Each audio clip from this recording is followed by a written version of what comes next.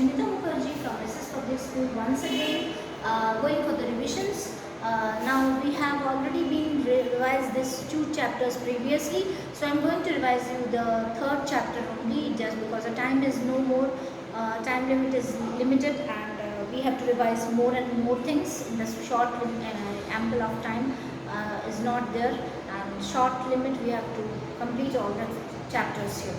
So this particular chapter is for the gravitation chapter.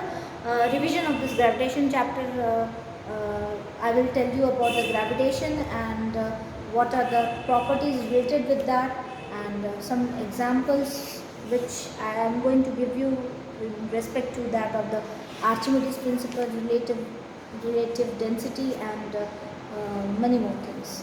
So let's start. Now gravity or gravitation. What do you mean by gravity? Gravity is something which is the force which is pulling the earth, pulling a certain kind of object towards the earth. That is what we call the gravity. The force is what we call the gravitational force, and the type of the force which we are exerting between the 2 objects. That is any object, suppose I and a chalk. The force between these 2 objects is also called the gravitational force, which is called the universal gravitational force, which we are going to study in this particular chapter.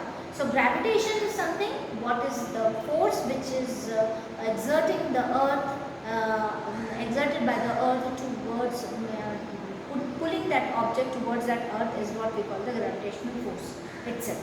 So here we know about the gravity and the gravitational force. Then the universal law of gravitation, I am just going to explain it out. That is force which is directly proportional to the object distance between the 2 objects. Suppose the 2 objects we are considering here, this is the earth and this is I, means me. Okay, this is me and this is earth. Okay, so the force between these 2 is given by these d, and the distance of this particular force is directly proportional to the square of the distance between them, and force is also directly proportional to the masses between the 2 bodies, that is m1 and m2. This is the mass of m1 earth and this is the mass of m2, which is me. Okay, so force is directly proportional to m1 and m2, and this will be equal to, from first and second equation, if we take this particular equation as first and second equation, this will be directly proportional to m1 m2 upon d square, or you can say r square. Okay, so f is directly proportional to m1 m2. Suppose we are taking d square. Okay, or we can also take f is directly proportional to m1 m2 upon r square. Okay, so f will be equal to g. So we will have to take a constant g by removing this proportionality sign. So it will be m1 m2 upon r square, or you can write d square also. So it will be g m1 m2 upon d square. So this is how the earth and the relationship between the earth and me, that is what we call the universal law of gravitation. Universal law of gravitation.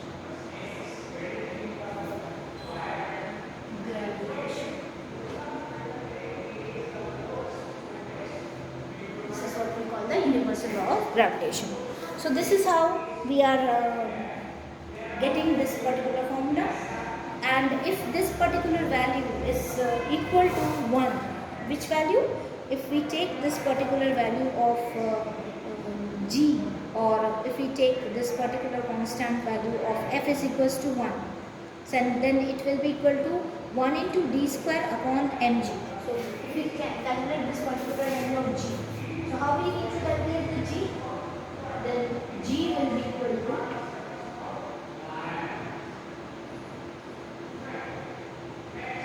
m1 m2 upon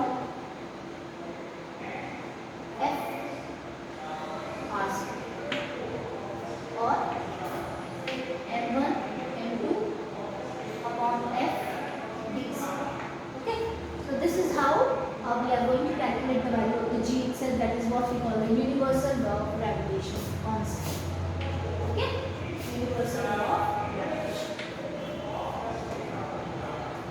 So importance of the universal gravitation constant and the value of the universal gravitation constant is 6.673 to 10 power minus 11 Newton meter square kg raised to minus 2.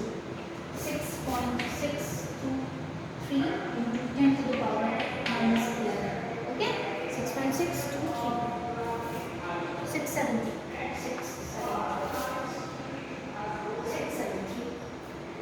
6.673 into 10 to the power minus 11 Newton meter square kg raised to minus 2. Okay, so this is how we are taking the value of the, and it is given by Henry Cavendish, and it has been used by measuring a sensitive balance. We have calculated the value of G, capital G, but the capital small g, that is this one, is 9.8 meter per second. The value is G is 9.8 into 10 power into meter into second square. This is the value of small g itself. So importance of universal law of gravitation constant, or you can say gravitation constant, are the force that binds us to the earth itself. First property is this: the tides due to the moon and the sun, the motion of the planets around the sun, and the motion of the moon around the earth itself. These are the four importance of the universal law of gravitation. Now free fall. Free fall is a particular type of a material when we are putting that particular object into a certain height and we are just dropping this particular object from a certain height. That is what we call the free fall of an object itself. Here we are considering the value of G equal to capital G itself, that is force is equal to capital G itself. So we can cancel this particular value as, let's see in the board itself.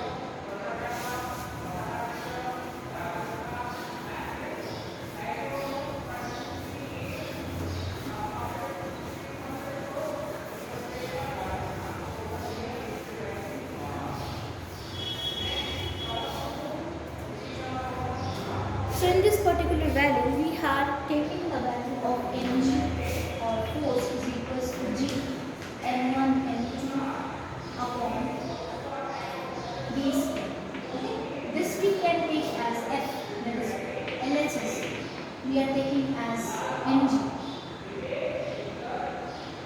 because force is equals to mass into G, and we are taking the right hand side as G m1 upon d square. Okay, so if we are taking this particular value of m, we can cancel out the m, as we can take the value of small g, that is m, this particular value m1, and instead of m1 and m2 we can take this value as capital M, and take this value as capital M, and this is small m. So we can cancel out the small m from both the sides. So G will be equal to capital G m upon d square. Okay, so this will be the value, and from this particular value we are able to get the value of the small g, which is capital G m upon r square, or d square itself.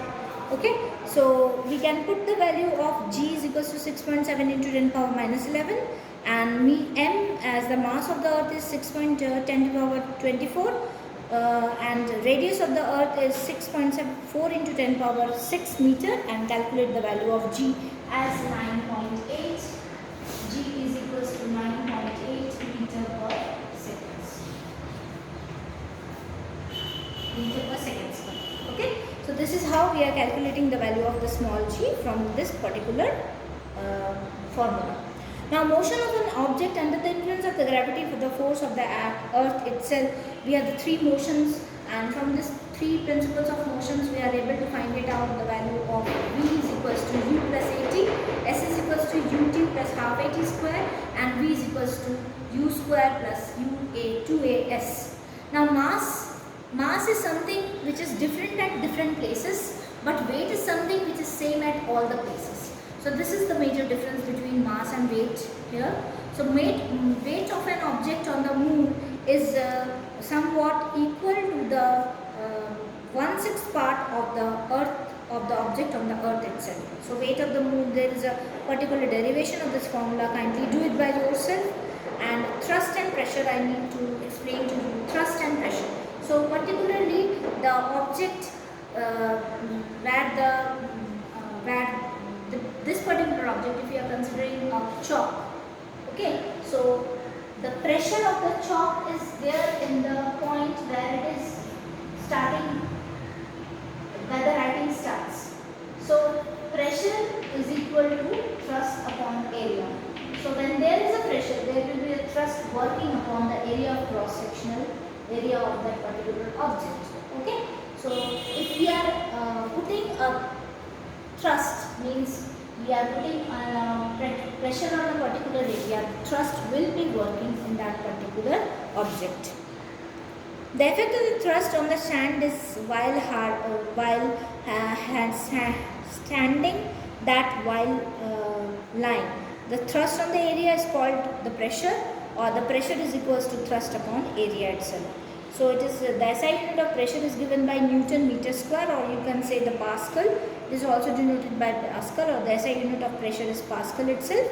So pressure of the fluid is being calculated by the bioams, or what we call the upthrust of a particular object. Suppose we are taking a particular object such as water and a cork.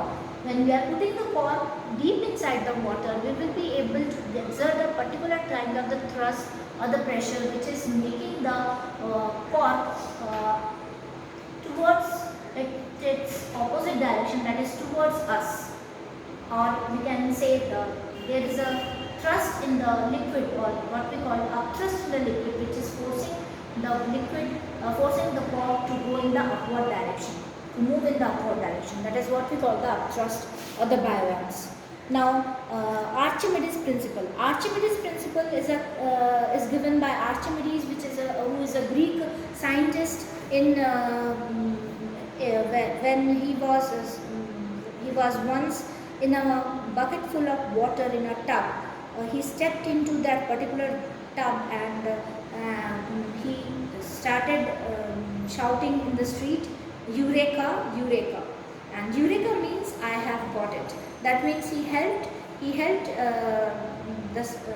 thus by giving a law called Archimedes principle. In this particular principle, when a body is immersed fully or partially in a liquid, it experiences an upward force that is equal to the weight of the liquid displaced from it. So that is what we call the Archimedes principle, and this is given by Archimedes, who is a Greek scientist. In many more in the year, it is not mentioned, the year is not mentioned, but it was discovered by a Greek mathematician who is discovered many more things in the geometry and mechanics, and becomes understanding of lever, pulley, wheels, axle, and he also helped in Greek army in its war with Roman army. So this particular principle is very much important, and it can be used in the field of designing of ships and submarines. Now, relative density. Relative density is the density of a substance upon the density of water. Relative density has no unit. It has no unit. So basically, the ratio of the density of the substance upon the density of the water is what we call the relative density of the substance.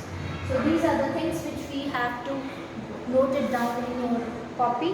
So I think so that you have already done this particular topic properly in your class. So do the revisions properly, and all the best for half yearly exams. Thank you.